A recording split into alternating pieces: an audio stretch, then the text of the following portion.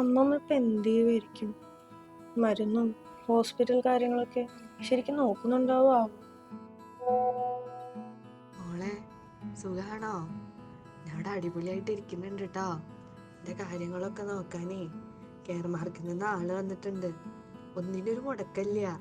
മരുന്നിന്റെ കാര്യവും ആശുപത്രി പോക്കും എല്ലാം ഇപ്പൊ മുമ്പത്തേക്ക് നന്നായി നടക്കുന്നുണ്ട്.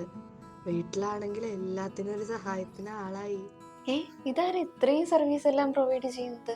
വേറെ ആരാ, കെയർമാർക്ക് തന്നെ. അമ്മമ്മ വീട്ടിൽ ഒറ്റയ്ക്കാന്ന് ടെൻഷനായിരുന്നു എനിക്ക്. അതുകൊണ്ട് തന്നെ ഞാൻ ഇങ്ങോട്ട് വരുന്നതിന് മുമ്പ് അമ്മമ്മയുടെ കാര്യങ്ങളൊക്കെ കെയർമാർക്കിനെ വിളിച്ചേൽപ്പിച്ചു.